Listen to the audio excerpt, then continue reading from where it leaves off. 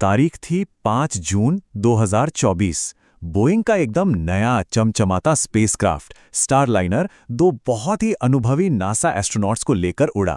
Commander बैरी Wilmore और pilot Sunita Williams. Mission का मकसद एकदम सीधा साधा था, इंटरनेशनल स्पेस स्टेशन तक की एक छोटी सी उड़ान। ये बोइंग के लिए एक आखिरी और बहुत ज़रूरी इम्तिहान था। पर ये जो छोटी सी यात्रा थी ना, वो देखते ही देखते एक लंबी और अनिश्चित कहानी में बदल गई। जो मिशन सिर्फ 8 दिन का था, वो अब 9 महीने का हो गया है। तो सवाल ये है कि आखिर ऐसा हुआ क्या? अंतरिक्ष में ऐसी क्या गड़बड़ हो गई कि ये दो दिग्गज एस्ट्रोनॉट्स वहीं फंस कर रह गए? जरा इस टाइमलाइन पर नजर डालिए। 5 जून को लॉन्च हुआ और वापसी की तारीख थी 14 जून, मतलब सिर्फ 9 दिन बाद। लेकिन अब नई तारीख है फरवरी 2025। ये कोई 1-2 हफ्ते की देरी नहीं है, ये तो पूरे मिशन का शेड्यूल ही बदल गया। बहुत बड़ा और सच कहूं तो काफी चिंताजनक बदलाव है ये। तो चलिए कहानी को एकदम शुरुआत से पकड़ते हैं और देखते हैं कि ये जो एक ऐतिहासिक मिशन होने वाला था, वो आखिर एक गंभीर चिंता का विषय बना कैसे। शुरू में तो सब कुछ बिल्कुल परफेक्ट लग रहा था। करीब 27 घंटे की यात्रा के बाद स्टार लाइनर ने बड़ी कामयाबी से इंटरनेशनल स्पेस स्टेशन से डॉकिंग कर ली। और वो पल जब सुनीता विलियम्स खुशी से झूमते हुए स्टेशन में दाखिल हुई, वो लम्हा बोइंग के लिए एक बहुत बड़ी ऐतिहासिक जीत थी। सोचिए, स्पेसएक्स के बाद बोइंग दुनिया की दूसरी प्राइवेट कंपनी बन गई थी जो इंसानों को ऑर्बिट में भेज पाई। लेकिन ये जो जश्न का माहौल था ना, ये ज्यादा देर तक टिक नहीं पाया। अब हम स्टारलाइनर की दिक्कतों पर आएं, उससे पहले एक बहुत ही जरूरी सवाल का जवाब जानना होगा। और वो सवाल ये है कि क्या एस्ट्रोनॉट्स किसी भी तरह के खतरे में हैं? तो सबसे अच्छी खबर ये है कि इसका जवाब है नहीं। वो दोनों पूरी तरह से सेफ हैं। देखिए, इंटरनेशनल स्पेस स्टेशन कोई छोटा मोटा कैप्सूल नहीं है। ये बहुत विशाल है। एक कोने से दूसरे कोने तक इसकी लंबाई 350 फीट से भी ज्यादा है। और अंदर रहने और काम करने की जो जगह है, वो किसी 6 बेडरूम वाले बड़े से घर से भी ज्यादा है। और वहां आराम से रहने के लिए सब कुछ मौजूद है। कमाल का ऑक्सीजन सिस्टम है जो पानी से ऑक्सीजन बनाता है और यहां तक कि सांस से छोड़ी गई हवा को भी रिसाइकल करता है। और तो और यूरिन और पसीने को भी फिल्टर करके पीने लायक पानी बना लिया जाता है। वहां 2 बाथरूम हैं, एक जिम है और 6 महीने का खाना भी स्टॉक में है। तो मतलब रहने सहने की कोई भी दिक्कत नहीं है। और ये बात भी याद रखनी होगी कि हम किन लोगों की बात कर रहे हैं। बैरी विल्मोर और सुनीता विलियम्स सिर्फ एस्ट्रोनॉट्स नहीं हैं, ये तो अपने फील्ड के उस्ताद हैं, एकदम माहिर खिलाड़ी। इस मिशन पर जाने से पहले ही सुनीता विलियम्स स्पेस में 322 दिन गुजार चुकी थी और बैरी विल्मोर 178 दिन।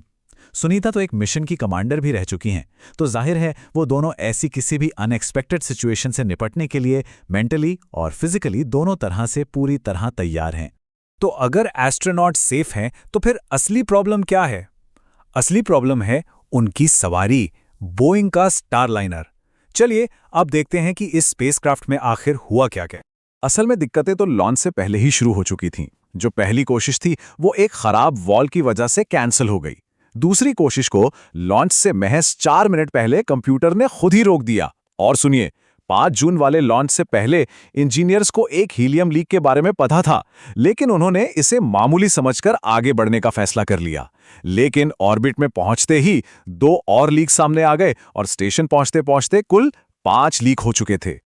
और बात सिर्फ लीक पर ही खत्म नहीं हुई। जब स्पेस स्टेशन से जुड़ने का सबसे नाजुक वक्त आया, तो स्टारलाइनर के 28 में से 5 थ्रस्टर्स ने काम करना ही बंद कर दिया। अब ये थ्रस्टर्स ही तो हैं जो स्पेसक्राफ्ट को कंट्रोल करते हैं, उसे सही जगह पर लाते हैं। हालत इतनी बिगड़ गई कि कमांडर बैरी विल्मोर को कंट्रोल खुद अपने हाथों में लेना पड़ा। बाद में जब नासा और बोइंग ने जांच की, तो जो वजह सामने आई वो और भी हैरान करने वाली थी। पता चला कि जब भी कैप्सूल पर सूरज की सीधी रोशनी पड़ रही थी, तो ये थ्रस्टर्स जरूरत से ज्यादा गर्म हो जा रहे थे, मतलब ओवरहीट हो रहे थे। और बस इसी वजह से उन्होंने काम करना बंद कर दिया। अब असली चिंता की बात यह है कि ये कोई एक बार हुई गड़बड़ नहीं है। ऐसा लग रहा है कि ये बोइंग के साथ पिछले कुछ सालों से जो दिक्कतें चल रही हैं, ये उसी बड़े पैटर्न का एक हिस्सा है। स्टारलाइनर की पूरी हिस्ट्री ही प्रॉब्लम से भरी पड़ी है। 2019 में इसका पहला अनक्रूड टेस्ट, मतलब बिना इंसान वाला टेस्ट, फेल हो गया था। वो आईएसएस तक पहुंच ही नहीं पाया। 2022 में दूसरा टेस्ट कामयाब तो हुआ, लेकिन तब भी थ्रस्टर्स में कुछ गड़बड़ियां मिली थीं और अब 2024 में जब इसमें इंसान बैठे हैं तो इतनी सारी गंभीर खामियां एक साथ सामने आ गईं। और इसी से जुड़ा एक और दिलचस्प पहलू है।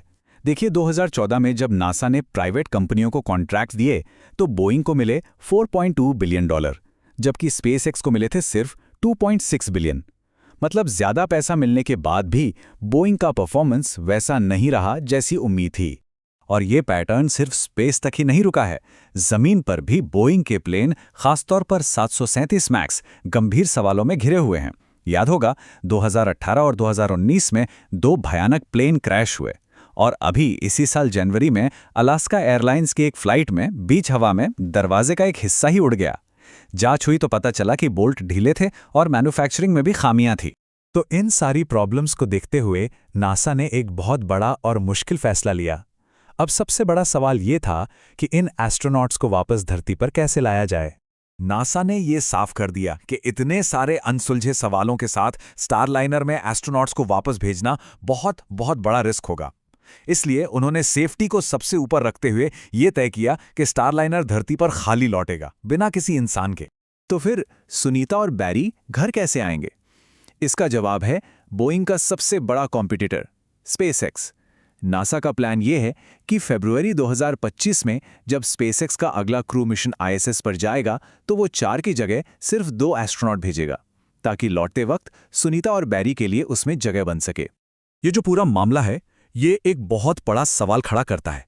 एक कंपनी जो कभी इंजीनियरिंग और सेफ्टी का दूसरा नाम मानी जाती थी, वो आज जमीन और आसमान दोनों जगह भरोसे के संकट से जूझ रही है।